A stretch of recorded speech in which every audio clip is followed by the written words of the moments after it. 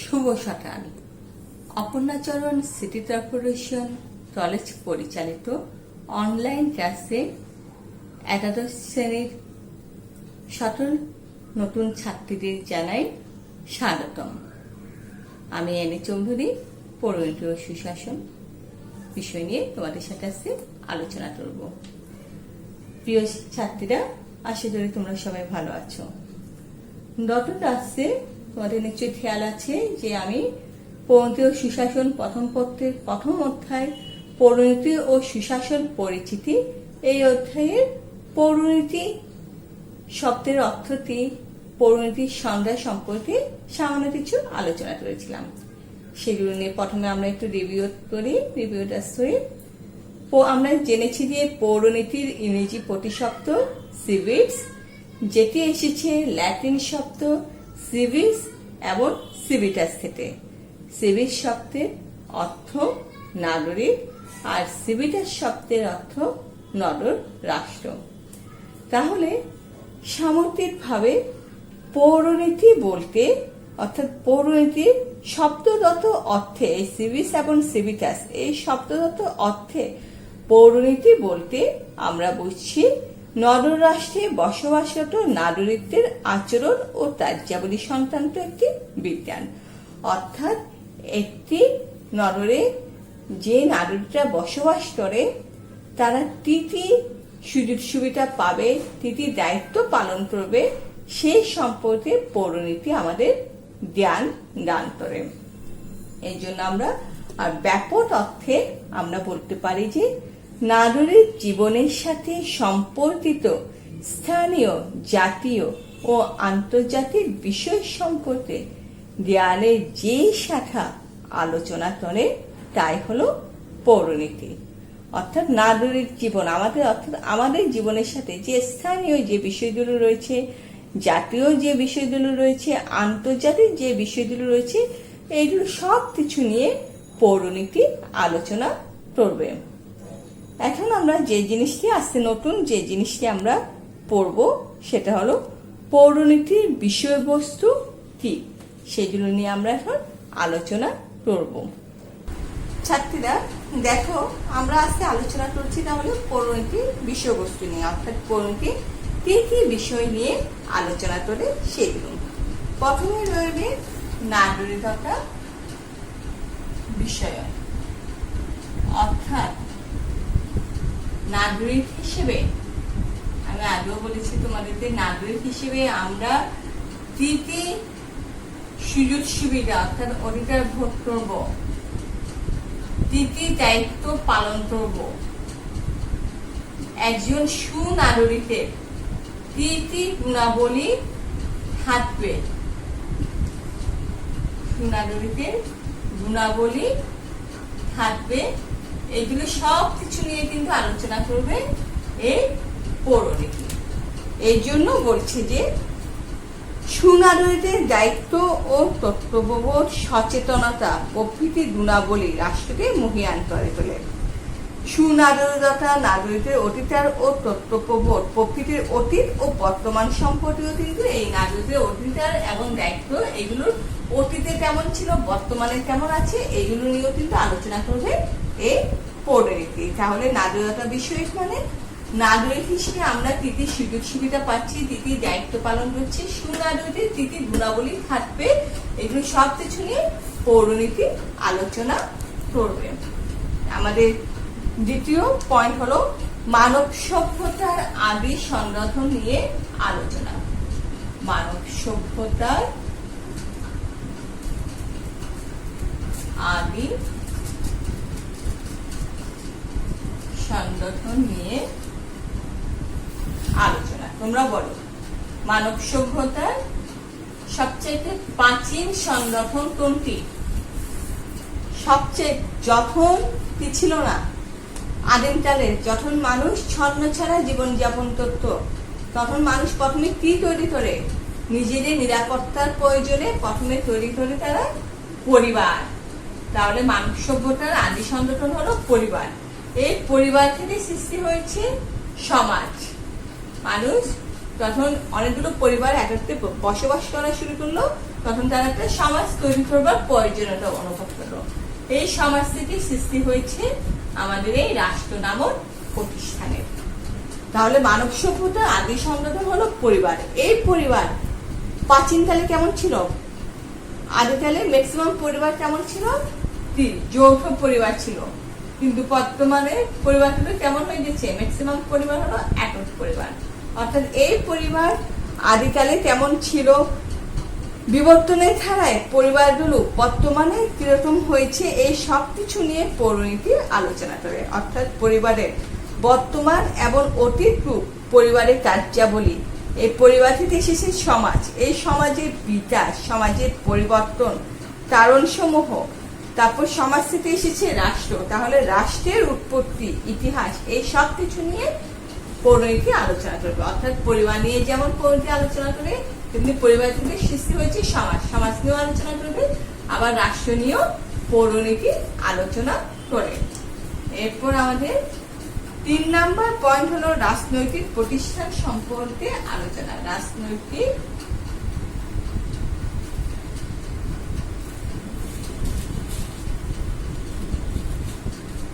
প্রতিষ্ঠান সম্পর্কে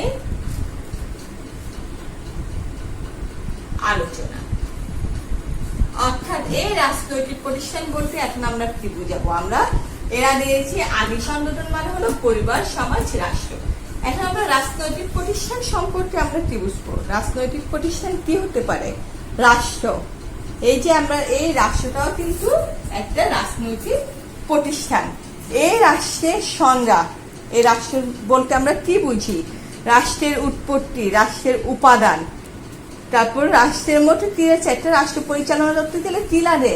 আমাদের সংবিধান লাগে। এই সংবিধান বলতে কি বুঝো? সংবিধান কয় রকম হতে পারে, অর্থাৎ সংবিধানের শ্রেণী বিভাগ, এইগুলো নিয়ে, এবং সরকার, রাষ্ট্রের মধ্যে রাষ্ট্র পরিচালনা করার জন্য একটা সরকার লাগে। সেই সরকার কিরকম হবে? সেই সরকারের পটায়ভেদ, সরকারের কার্যাবলী, এরপর সেই সরকারকে তারা পরিচালনা করবে, নির্বাচন, যারা নির্বাচন করবে, রাজনৈতিক দল, জনমত, এগুলো নিয়েও কিন্তু পরিণতি আলোচনা করে। তাহলে আমরা একটু দেখি রাজনৈতিক প্রতিষ্ঠান বলতে আমরা রাষ্ট্রকে বুঝাচ্ছি, তাই তো?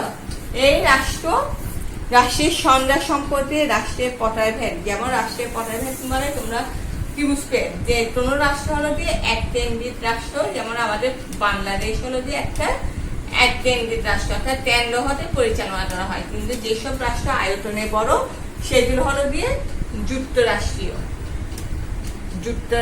আর রাষ্ট্রীয় রাষ্ট্র, যেমন আমাদের পার্শ্ববর্তী দেশ ভারতে যুক্তরাষ্ট্রীয় শাসন ব্যবস্থা বিদ্যমান।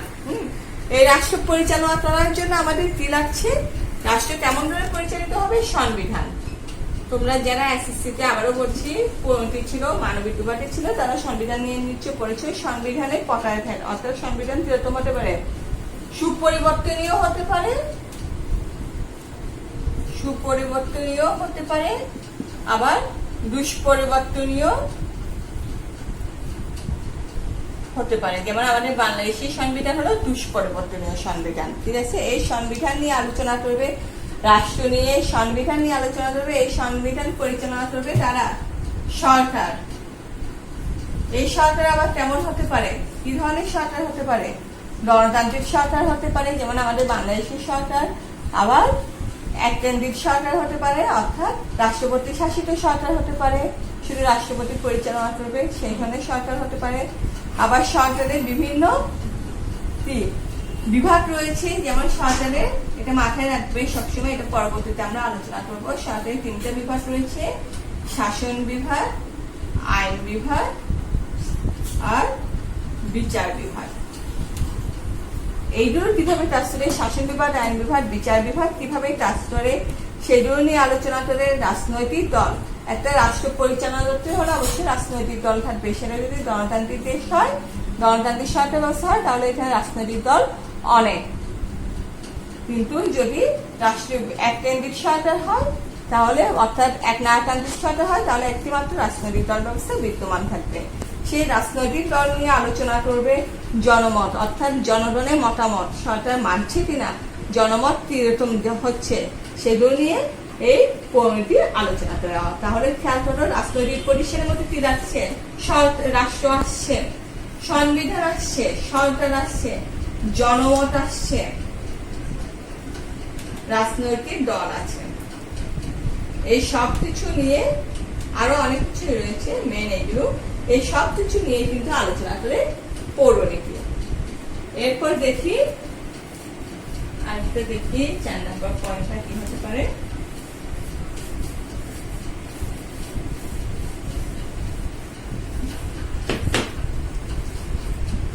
এরপর আমরা চলে আসবো 4 নম্বর পয়েন্টে, সেটা হলো কি রাজনৈতিক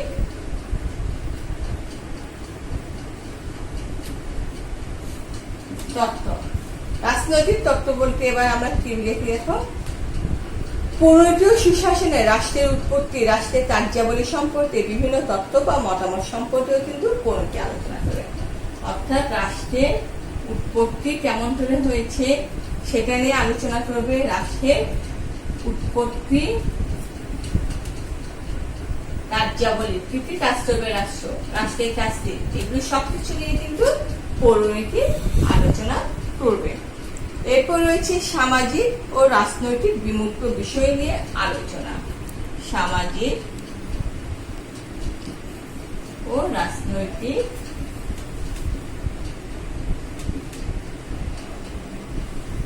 বিমুক্ত বিষয় নিয়ে, সামাজিক ও রাজনৈতিক বিমুক্ত বিষয় নিয়ে আলোচনা। এখন আমরা দেখি সামাজিক ও রাজনৈতিক কি কি বিষয় রয়েছে সেগুলো নিয়ে পৌরনীতি আলোচনা করবে। যেমন আইন, আইনের সংজ্ঞা, উৎস, প্রয়োজনীয়তা, আইনের সাথে নৈতিকতার কি সম্পর্ক রয়েছে, স্বাধীনতার কি সম্পর্ক রয়েছে, সাম্যের কি সম্পর্ক রয়েছে, এই সব কিছু নিয়ে কিন্তু পৌরনীতি আলোচনা করবে। এটা আমাদের তোমাদের একটা আলাদা একটা অধ্যায় রয়েছে, আইন, তোমরা পরবর্তীতে পড়বে। আইন, স্বাধীনতা, সাম্য, নৈতিকতা, এগুলো সব কিছু নিয়ে কিন্তু পৌরনীতি আলোচনা করে। অর্থাৎ আইন, স্বাধীনতা, সাম্যের কি সংজ্ঞা বলতে কি বুঝো, শ্রেণী বিভাগ, অর্থাৎ একে অপরের সাথে কি সম্পর্ক রয়েছে, আইনের সাথে স্বাধীনতার কি সম্পর্ক, সাম্যের কি সম্পর্ক, নৈতিকতার সাথে আইনের কি সম্পর্ক, এইগুলো সবকিছু নিয়ে কিন্তু পৌরনীতি আলোচনা করে। এটা একটু বলো দেখি, আইনের সাথে নৈতিকতার কি সম্পর্ক থাকতে পারে? যেমন তোমার ধরো, তোমার কোনো প্রতিবেশী কি হলো, প্রতিবেশী ধরো তোমার কাছে কিছু সাহায্য চাইলো, ঠিক আছে, ধরো উনি ভীষণ সমস্যায় আছে, আর্থিক সমস্যা আছে, তোমার কাছে কিছু সাহায্য চাইলো, তুমি তাতে সাহায্য করলে না, তার বিপদে তুমি এগিয়ে আসলে না, সেই জন্য আইন কিন্তু তোমাকে শাস্তি দেবে না। কিন্তু তোমার যে নৈতিকতা বোধ রয়েছে, তোমার যে বিবেক বোধ রয়েছে, সেই বিবেকে তুমি তাড়িত হতে পারো যে সে বিপদে বললো কিন্তু আমি তাকে সাহায্য করলাম না, এটা আমার একটা নৈতিকতা বোধ, আমি তাকে সাহায্য করবো, এটা আমার মানসিকতা থাকতে হবে। সেই জন্য আইন শাস্তি দেবে না, কিন্তু সমাজ তোমাকে সমালোচনা করতে পারে। এভাবে আইনের সাথে নৈতিকতার সম্পর্ক হতে পারে। এইগুলো নিয়েও কিন্তু পৌরনীতি আলোচনা করবে। এরপর রয়েছে 6 নম্বর পয়েন্ট, নাগরিকতার স্থানীয় দিক সম্পর্কে আলোচনা। নাগরিকতার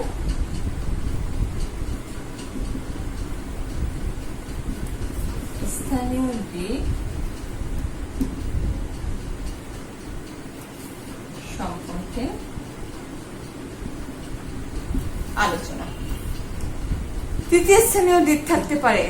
স্থানীয় দিক মানে আমরা কিন্তু একটু খেয়াল করো, আমরা কিন্তু কিছুটা আগে পৌরনীতি যে বলতে কি বুঝো সেখানে বলেছিলাম যে নাগরিকতার স্থানীয়, জাতীয় ও আন্তর্জাতিক বিষয় নিয়ে পৌরনীতি আলোচনা করে। এই স্থানীয় দিক মানে আমরা কি বুঝাতে পারি? স্থানীয় দিক মানে হলো দিয়ে ইউনিয়ন পরিষদ, একদম সর্বনিম্ন স্তর, ইউনিয়ন পরিষদ, পৌরসভা,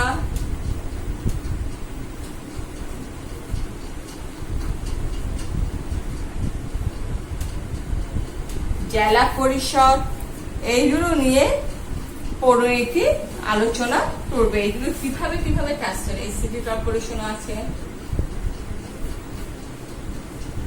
অর্থাৎ এই স্থানীয় বিষয়গুলো নিয়ে ইউনিয়ন পরিষদ কিভাবে তৈরি হয়, ইউনিয়ন পরিষদের নির্বাচন কখন হয়, সদস্য কয়জন, পৌরসভা, জেলা পরিষদ, সিটি কর্পোরেশনের কিভাবে কাজ করে, এইগুলো সব কিছু নিয়ে কিন্তু পরিণতি আলোচনা করে। আমরা কিন্তু পরিণতি বিষয়টি নিয়ে আলোচনা করলে এগুলো সম্পর্কে আমরা জানতে পারবো।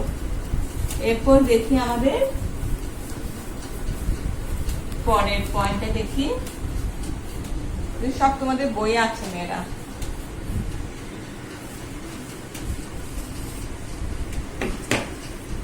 আমাদের পরবর্তী পয়েন্ট হলো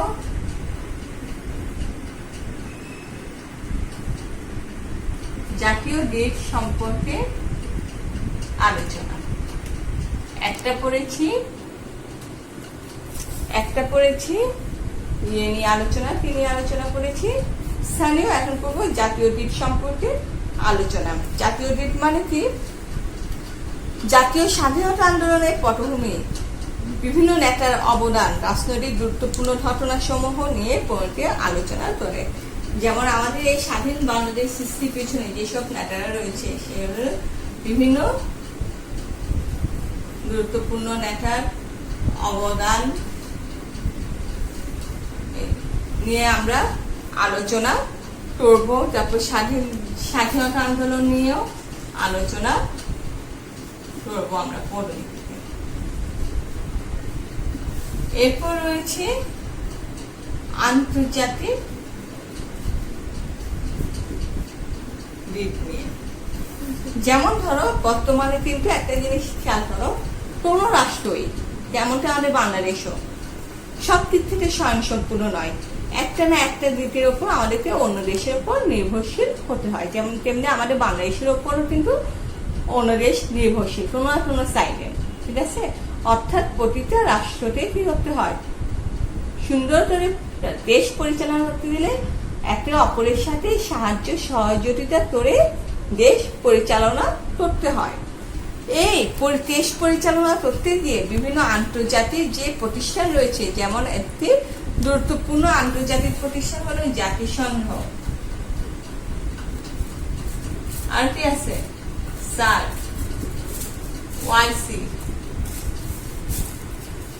ঠিক আছে, অর্গানাইজেশন অফ ইসলামিক কাউন্সিল। এইগুলো নিয়েও কিন্তু পৌরনীতি আলোচনা করে, ঠিক আছে? এই জাতিসংঘ কিভাবে তৈরি হয়েছে, এই ট্রাস্টি সার্কের কি কি ট্রাস্ট রয়েছে, এইগুলো সবকিছু নিয়ে কিন্তু পৌরনীতি আলোচনা করবে। এরপর 9 নম্বর আছে নাগরিকতার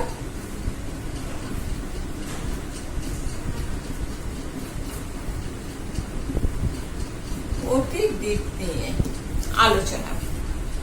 অর্থাৎ অতীত দিক মানে কি? এই যে আমরা একটি দেশের, একটি রাষ্ট্রের নাগরিক হিসেবে অতীতকালে আমাদের অবস্থা কেমন ছিল, আমরা কি কি সুযোগ সুবিধা পেয়েছি, বর্তমানে আমাদের কি কি সুযোগ সুবিধা পাচ্ছি, বর্তমানে রাষ্ট্রের প্রতি আমাদের কি কি দায়িত্ব রয়েছে, এগুলো সব কিছু নিয়ে কিন্তু পরিণতি আলোচনা করে। যেমন একটা জিনিস অতীত বলতে এখানে তোমাদেরকে একটা জিনিস শেয়ার করতে পারি, সেগুলো বলতে তোমাদের মা বাবারা যখন কি একদম স্কুল পাস করে কলেজে ভর্তি হতাম, তখন আমাদেরকে বিভিন্ন কলেজে দিয়ে ফর্ম সংগ্রহ করতে হতো। এরপর ওইখানে পরীক্ষা দিতে হতো, বা পরীক্ষা না দিলেও বিভিন্ন কলেজে দিয়ে আমাদের পছন্দ মতো কলেজে দিয়ে আমাদেরকে ফর্ম দিতে হতো। কিন্তু তোমরা এখন কি পাচ্ছ? এখন তোমরা ঘরে বসে অথবা কম্পিউটার দোকানে বসে একসাথে 10টা কলেজে চয়েস দিয়ে দিলে তোমাদেরকে ওইসব কলেজে দিয়ে ফর্ম নিতে হচ্ছে না। সেখানে যে কলেজে নাম আসছে সেখানে তোমরা কি হচ্ছ, সেখানে তোমরা ভর্তি হতে পারছো। তাহলে রাষ্ট্র তোমাদেরকে এই সুযোগটা বর্তমানে দিয়েছেন, যেটা কিন্তু আমাদের সময় ছিল না। তাহলে এখন তোমরা রাষ্ট্রের কাছ থেকে কিছু সুযোগ, বাড়তি সুযোগ পাচ্ছ, যেটা অতীতকালে পাওয়া যায়নি। এই নাগরিকতার এই অতীত দিকগুলো নিয়ে, অতীতকালে তোমরা এখন যে সুযোগগুলো পাচ্ছ সেটা অতীতকালে তোমাদের মা বাবা অথবা আমরা, তোমাদের টিচাররা পেয়েছি কিনা, সেগুলো নিয়েও কিন্তু পৌরনীতি আলোচনা করবে। আরেকটা আছে নাগরিকতার একটা অতীত, আরেকটা হলো বর্তমান দিক নিয়ে আলোচনা। যেমন এখানেও বলবো যে বর্তমানে নাগরিকরা কি কি সুযোগ সুবিধা পাচ্ছে, কি কি দায়িত্ব তাদের রয়েছে, সেগুলো নিয়ে পৌরনীতি আলোচনা করবে। আর হলো অতীত, বর্তমান, ভবিষ্যৎ নিয়ে আলোচনা করবে। অর্থাৎ পৌরনীতি কি হচ্ছে, রাজনৈতিক ও সামাজিক বিষয়দের অতীত বর্তমান রূপ নিয়ে আলোচনা করছে এবং ভবিষ্যতে কিরকম হওয়া উচিত সেগুলো নিয়েও কিন্তু আলোচনা করছে। যেমন ভবিষ্যতে বর্তমানে তোমরা যে সুবিধাগুলো পাচ্ছ সেগুলো ভবিষ্যতে আরো কিভাবে আরো বেশি সুযোগ সুবিধা তোমরা পেতে পারো সেগুলো নিয়েও কিন্তু পরিণতি আলোচনা করছে। যেমন তেমনি বর্তমানে তোমরা যে দায়িত্বগুলো পালন করছো রাষ্ট্রের প্রতি, অতীতকালে সুযোগ সুবিধা বেশি পেলে তো অবশ্যই দায়িত্ব বেড়ে যায়, সেই দায়িত্বগুলো কেমন হবে সেগুলো নিয়েও কিন্তু পরিণতি আলোচনা করবে। আমাদের পরবর্তী পয়েন্ট হলো খুবই গুরুত্বপূর্ণ ইম্পর্টেন্ট একটা পয়েন্ট, সেটা হলো কি সুনাগরিকতার শিক্ষা। এটা খেয়াল করো, আমরা পরিণতি পড়লে কিন্তু এই সুনাগরিকতার শব্দটির সাথে আমরা পরিচিত হই। সুনাগরিক বলতে আমরা কি বুঝি? একজন আমরা সবাই কিন্তু এই বাংলাদেশের নাগরিক, তাই না? এখন সবাইকে আমরা সুনাগরিক হতে পেরেছি? সুনাগরিকের কিছু গুণাবলী রয়েছে, যার বিবেকবোধ রয়েছে, যার আত্মসংযম রয়েছে, যে দেশের প্রতি শুধুমাত্র দেশ তাতে কি সুযোগ সুবিধা দিল সেটাই শুধু ভোট করে না, দেশের প্রতিও তার যে দায়িত্বগুলো রয়েছে সেগুলো যদি সে ঠিক মতো পালন করে তাহলে তাতে সুনাগরিক করবে। ঠিক আছে? তোমাকে ধরো একজন কেউ তোমার সমালোচনা করলো, সেটা শুনে তোমার মাথা গরম হয়ে গেল, তুমিও তার সমালোচনা করা শুরু করলে, তুমিও তাতে মারা শুরু করে দিলে, তাহলে কিন্তু সেটা সুনাগরিক হবে না। সুনাগরিককে অবশ্যই আত্মসংযমী হতে হবে। অর্থাৎ যে তোমার সমালোচনা করছে সেই যদি ওই ব্যাপারে সঠিক হয় তাহলে তোমাদের সেটা সুন্দরভাবে গ্রহণ করতে হবে। এটাই হলো আমাদের সুনাগরিকতার শিক্ষা। সেই শিক্ষা কিন্তু আমরা পৌরনীতি থেকে পাই। আমাদের পরবর্তী পয়েন্ট হলো রাজনৈতিক ঘটনা এবং আন্দোলন নিয়ে আলোচনা। রাজনৈতিক ঘটনা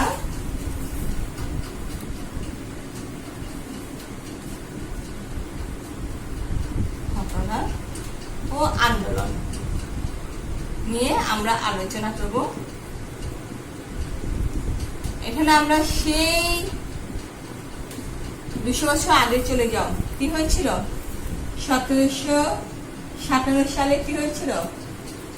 পলাশীর যুদ্ধ হয়েছিল, নবাব সিরাজউদ্দৌলার পতন হয়েছিল। ঠিক আছে? বাংলার সূর্য অস্তমিত হয়েছিল। দীর্ঘ 200 বছর ব্রিটিশরা আমাদের শাসন করেছিল। 1857 সালে কি হয়? সিপাহী বিদ্রোহ হয়। তোমরা জানো, সালগুলো মাথায় রাখবে। 1857। 1905 সালে কি হয়েছে? বঙ্গভঙ্গ হয়েছে, বাংলাদেশ ভাগ করা হয়েছে। ঠিক আছে? 1905 এর পর কত আসতে পারে? ভারত পাকিস্তান বিভক্ত হয়। হ্যাঁ, ভারত পাকিস্তান ভাগ হয়। আরেকটা আছে 1911 সালে রদ হয়, বঙ্গবন্ধ রদ হয়। এরপর কি আসতে পারে? 1952 সালে ভাষা আন্দোলন হয়। 1966 সালে 6 দফা। এখানে আরো ভিতরে আরো অনেক গুরুত্বপূর্ণ কিছু আছে, আমি মেইনগুলো বলছি। 1969 কি হয়েছে? গণ আন্দোলন হয়। সর্বোপরি 1971 সালে স্বাধীনতা। এখানে আরো আছে, যেমন ধরো 1947 সালে আগে কি হয়েছিল? 1940 সালে লাহোর প্রস্তাব পাস হয়। এইগুলো সব কিছু নিয়ে, এই কোনদিন বিষয়টা নিয়ে তুমি পড়লে এইগুলো সব কিছু নিয়ে কিন্তু তোমাকে পড়তে হবে। এই পলাশীর যুদ্ধ কিভাবে হচ্ছে, সিপাহী বিদ্রোহ, এগুলো সব কিছু কিন্তু আসবে। তাহলে আমি পরিণতি বিষয় নিয়ে পড়লে এইগুলো সব কিছু আমি জানতে পারবো। এটা হলো কি পরিণতি সুশাসন বিষয়বস্তু। এইগুলো নিয়ে আমরা জানতে পারি। তাহলে ছাত্রীরা দেখো, পরিণতি বিষয়বস্তুর মধ্যে আমরা বেশ কয়েকটি গুরুত্বপূর্ণ পয়েন্ট নিয়ে আজকে আলোচনা করলাম। তোমাদেরকে আমি ইতিমধ্যে কিন্তু বইয়ের নামও দিয়ে দিয়েছি, যে প্রফেসর মোজাম্মেল হক স্যারের যে বইটা রয়েছে হাসান বুক হাউস, সেটা তোমরা ফলো করবে।